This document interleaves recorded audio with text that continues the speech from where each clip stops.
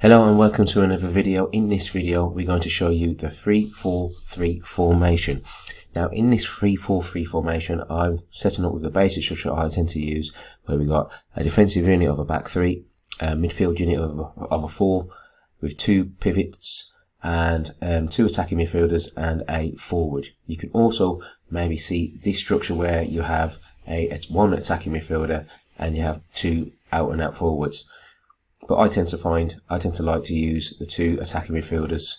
I just like their triangles and the passing lanes it creates with this setup. Now what I want to look at in this video is the basic structure of how you would set up when you want to play from the back with a back three. Now there's a couple options that you could do when you want to play from the back. First is you have your two centre backs drop in the 18-yard area, creating that width from the keeper, and then you would have your middle defender or your sweeper just holding it just outside the 18-yard area for that little cover.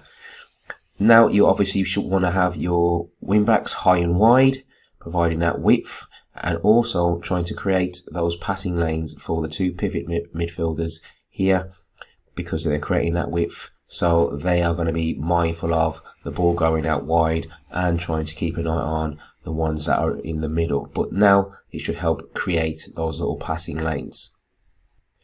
Now a good indication of whether you've got a good setup is that you'll see that you should start to create what is natural triangles.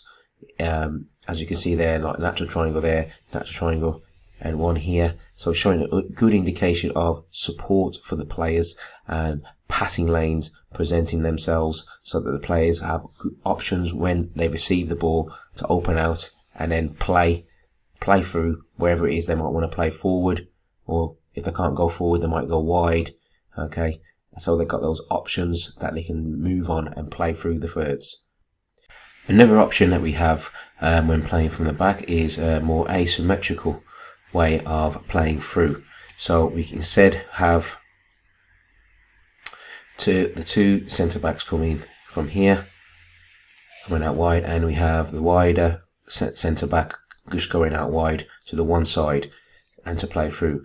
The reason why that you'll have teams try to play this way instead of the other way is they will want to have maybe overload more on the one side.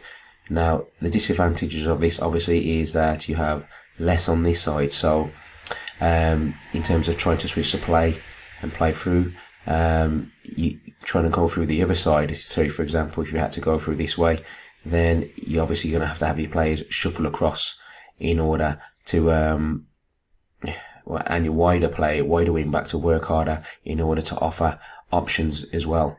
So that would be the only disadvantages of it. But if, let's say, you got some stronger players on this side and that's where you want to concentrate your play a lot more, then you would have some advantages with this way of playing through, because then you would concentrate a lot of your efforts going through this way when you're trying to play out from the back. Now let's say the defenders have managed to play from the back and bring it out of defence. Now your middle defender, you want this player to be probably your best ball playing defender, because these are going to be the players who can see the field, and they also at the central point of the defensive unit, so they can spray those passes and play out much more freely than other players in the back line. So you want it to be a person who is fairly comfortable on the ball. That's why you tend to see some of the pro clubs put their CDM back there sometimes. Like for example, Busquets would have played there for Barcelona. You see Manchester City sometimes move their deep line playmakers back into the back three. I remember a time where at Barcelona, Mascherano played at the back.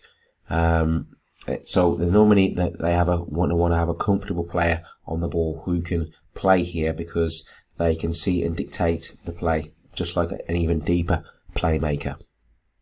It's majorly important that the two pivots are always constantly trying to create those passing lanes to create those options for the person who is in possession. So as we have here, we have the natural triangles, as you can see from the players. We've got the wide wing backs offering the width which they have to be very, very disciplined with their positioning. So it helps create the passing lanes, and the players who are in possession are moving the ball quickly to the players who are providing that support.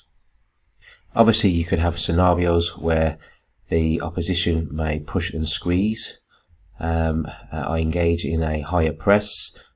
Now, obviously, now you've got limited options. So you would expect what we can. You'll have your attacking midfielders. They could drop in and also try and create extra passing lanes. So we've got like a little diamond shape here and a little overload in the mid unit. Okay, now the sort of thing that you see the top teams play is they will try and overload in the certain units that they're trying to play through. So at the moment the ball is in the defensive unit. If the ball was to be played into the midfield unit, then on this side we'll have a nice little shape of a diamond where it could be played and they could receive and maybe try and play out into the next phase over here. Or even if it went to over here, it could be played round this way and then played here and played forward. So it's all about creating those shapes and that quick support, so it's easier for those players to create those passing lanes and to find those players in between the gaps in order to move forward and through the thirds. Now that's the end of the video. Hope you enjoyed it. Please like, share and subscribe to the channel. Also, if you would like to find more about how you can learn about the things that I do, my coaching philosophies and how I tend to work with players, you can download my free guide, which you can find in the description below this video. That is in the description of this video. You can get my free guide and you can download that today. I'll see you on the next video.